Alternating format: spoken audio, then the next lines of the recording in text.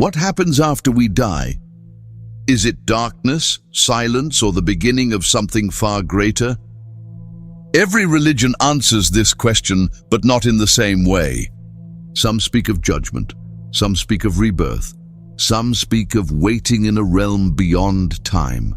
Today, we're going on a journey through 4 different faiths: Islam, Christianity, Judaism, and Hinduism, to understand 2 things that unite all of humanity: death and what comes after it. In Islam, death is not the end. It is the beginning of a very real, very conscious journey. When a Muslim dies, the body is treated with deep dignity. The process begins with ghusl, a ritual washing of the body, simple, pure, and respectful. Then, the body is wrapped in plain white cloth called kafan, reminding us that in death, all status disappears. Rich or poor, they all have to be wrapped in the same white kafan, showing that we all return equal. There is no extravagant coffin. The body is placed directly into the ground facing the Qibla. Because in Islam, simplicity in death reflects truth, but what happens next is where it becomes intense. The moment the person is buried, a new phase begins, barzakh, a barrier between this world and the hereafter. In the grave, 2 angels, Munkar and Nakir, question the soul.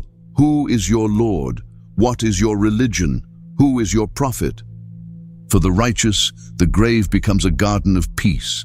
For others, it can become a place of constriction and regret. And then comes the final stage, the Day of Judgment. Every soul is resurrected, every deed accounted for, no injustice, no escape. And then every resurrected soul has to face judgment. His book of deeds is given to him, which has recorded all his righteous and sinful actions that he did while he was alive. If the righteous deeds are more than the sinful ones, he will be sent to his eternal abode, Jannah.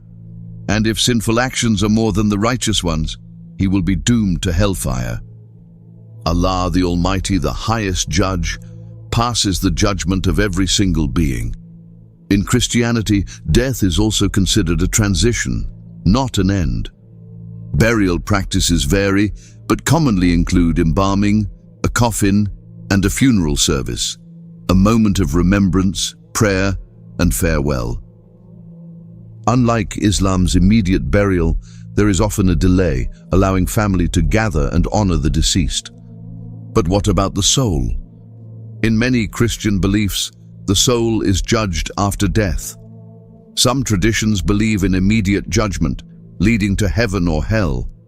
Others include an intermediate state known as purgatory, a place of purification before entering heaven. This transitional state persists until the ultimate resurrection of the dead, when souls and bodies are reunited to face judgment, either resulting in endless separation or eternal life on a new earth. Christianity places a strong emphasis on the resurrection in the future, when Christ returns and the deceased are revived with glorified, everlasting bodies. Heaven is described as eternal closeness with God, a place of peace, joy, and divine presence. Hell is separation from God. And like Islam, Christianity also speaks of a final judgment, when all are resurrected and God's justice is fully revealed. However, this idea raises a number of unresolved issues, many of which are related to the precise experience of heaven, the identification of loved ones, the nature of resurrected bodies, and the destiny of non-Christians. Scripture provides hope for resurrection and eternal life, but there is still disagreement on the specifics of the physical versus spiritual state, which leaves people unsure about their day-to-day living in paradise, all of which has been explained in detail in Islamic concepts. In Judaism, death is approached with deep humility and simplicity.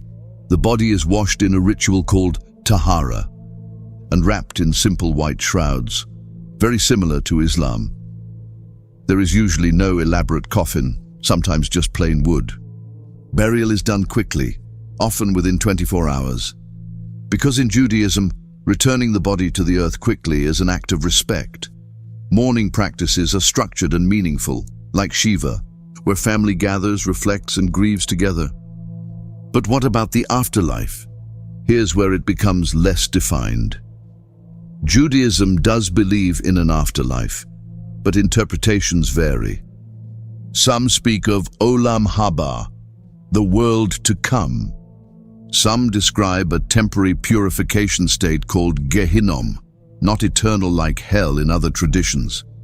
And many Jewish teachings focus less on the afterlife and more on living a righteous life now, because in Judaism, how you live matters more than speculating what comes next.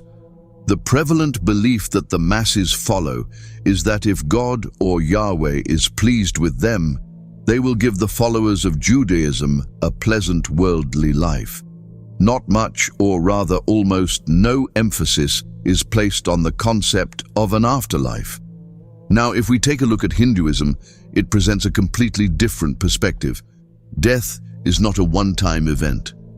It is part of a cycle, samsara, the endless cycle of birth, death, and rebirth. Unlike the burial traditions of the other three, Hindus primarily practice cremation. The body is placed on a funeral pyre and incinerated, symbolizing the release of the soul from the physical form. Ashes are often scattered in sacred rivers like the Ganges, because the body is temporary, but the soul is eternal. What determines the next life? Karma. Every action, good or bad, affects the next rebirth. You may return as another human or even another form of life depending upon your actions in one's previous life. And this cycle of rebirth continues again and again until the soul achieves moksha, liberation from the cycle, which is a state of ultimate peace, unity with the divine. But this too leaves behind several unanswered questions, the primary ones being why a person is carrying the burden of the sins of the person he was in a previous life. What is the benefit of this cycle when a person doesn't even remember what he was and what his sins were for which he was being punished in his current life? This just doesn't make any sense at all. Now step back and look at this. 4 religions, 4 different visions of what comes after death.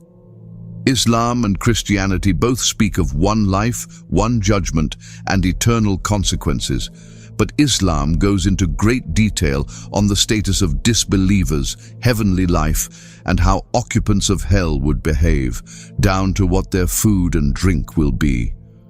The most striking part is the description of barzakh, which is missing in Christianity. They believe in an intermediary state, but that state is also believed to be immediate, because as soon as one dies, he enters either hell or heaven. But in Islam, the details are mind-blowing, including the stage after death and before burial, the questions being asked after burial by angels, and the rising of all humans on the day of final judgment. On the other hand, Judaism is more reserved, focused on this life, with a subtle afterlife belief, while Hinduism talks about a continuous cycle until liberation is achieved. The truth is that Islam explains what happens after death considerably more explicitly and logically than the other 3 major religions of the world. Today, we are more concerned with our transient lives. We strive to earn as much as possible in order to make our worldly lives as opulent and comfortable as possible, but the harsh reality is that we should be more concerned with our eternal eternity than with our current worldly existence. Death is true. It is a truth that all religions, and even those who do not follow any religions, acknowledge. So this reality should not be taken lightly. Only Islam has made the concept of the afterlife crystal clear. So if you are a Muslim watching this video, it is a message for you to understand how Islam is the only truth and why we need to focus far more on our afterlife than our worldly ones. And if you are an adherent of another religion, we urge you to do your research and study about the concept of death and the afterlife in all religions before making your own decision. because this is not something you should overlook for yourself. Your eternal life depends on it. May Allah guide us all to the straight path. Amin.